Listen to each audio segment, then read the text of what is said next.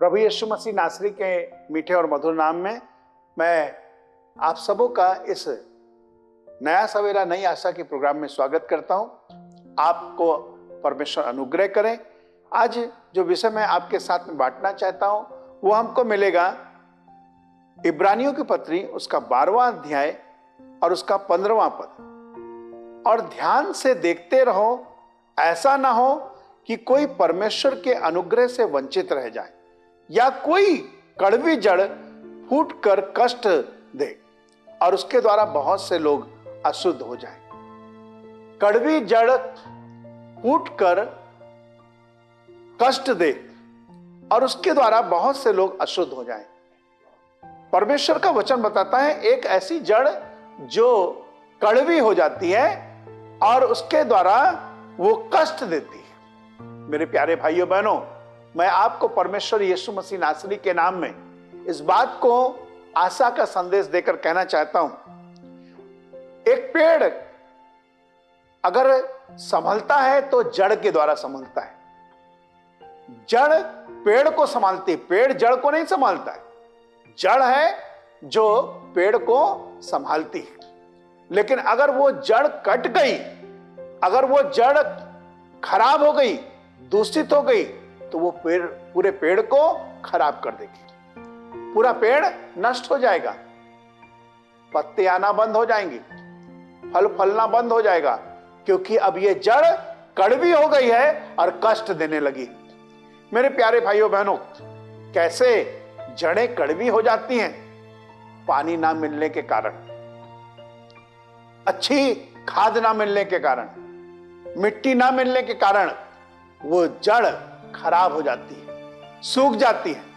और जब जड़ सूख जाती है तो उसका असर पेड़ के ऊपर होता है। मेरे प्यारे भाइयों बहनों, परमेश्वर का सेवक जब इस बात को लिखता है, सुनिएगा ध्यान से, लिखा गया है ध्यान से देखते रहो, कहीं ऐसा ना हो जाए कि कोई परमेश्वर के अनुग्रह से वंचित हो जाए। कहना यह चाहता है कि कहीं कोई व्यक्ति वंचित ना रह जाए, मरहूम ना रह जाए कुछ अच्छी चीजों से। तो इसके लिए तुमको ध्यान से देखना है। फिर आगे कहता है या कोई कड़वी जड़ फूट कर कष्ट दे और उसके द्वारा बहुत से लोग अशुद्ध हो जाएं।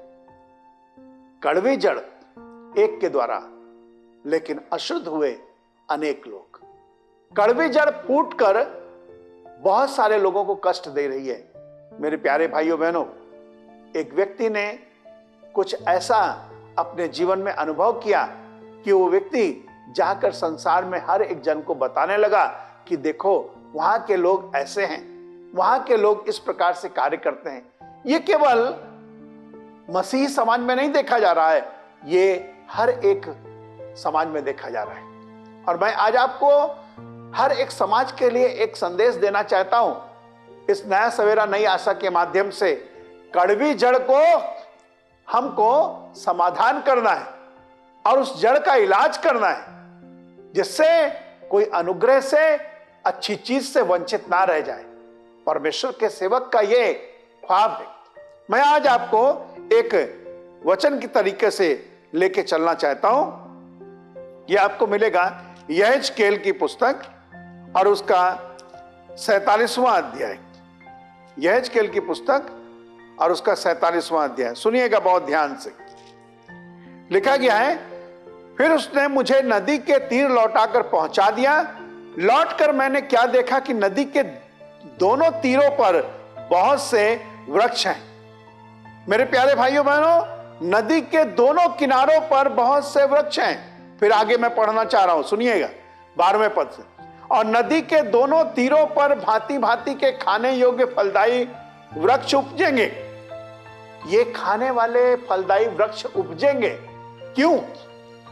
आगे लिखा गया है, उनका फलना भी कभी बंद ना होगा, क्योंकि नदी का जल पवित्र स्थान से निकलता है। उसमें महीने महीने नए नए फल लगेंगे। उसके फल तो खाने के और पत्ते औषधि के काम आएंगे।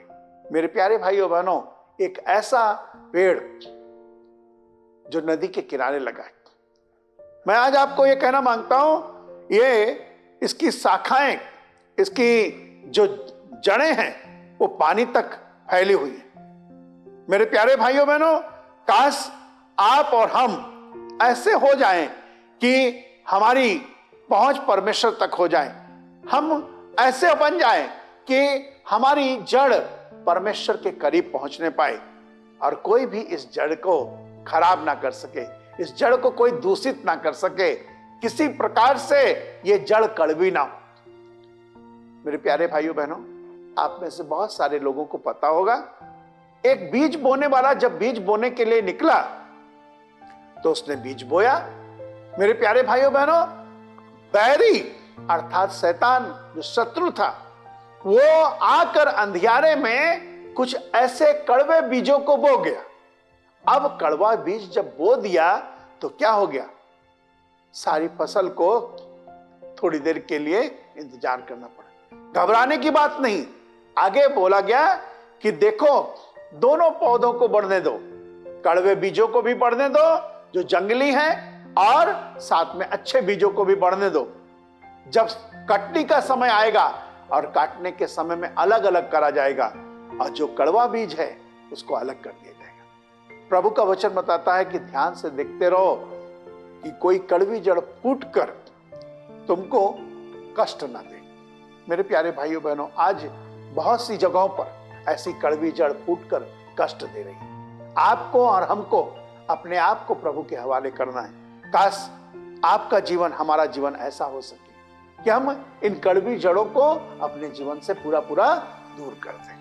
प्रभु यीशु मसीह के नाम में मैं आज आपको कहना चाहता हूं कि ये जड़ परमेश्वर के पास आ जाए। मैं एक आखिरी बात बताकर खत्म करूंगा।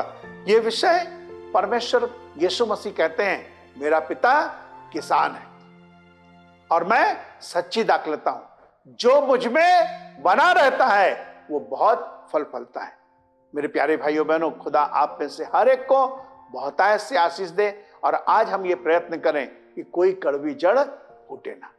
प्रभु यीशु मसीह नासरी, हम आपके नाम का धन्यवाद देते हैं। दया करें और आपकी मर्जी प्रभु हमारे जीवन से पूरी हो। सारा आदर, सारी महिमा आपको देकर विश्वास के साथ में यीशु मसीह नासरी के नाम में इस दुआ को मांगते हैं, आमीन। खुदा आप में से हर एक को बहुतायत से आशीष दे।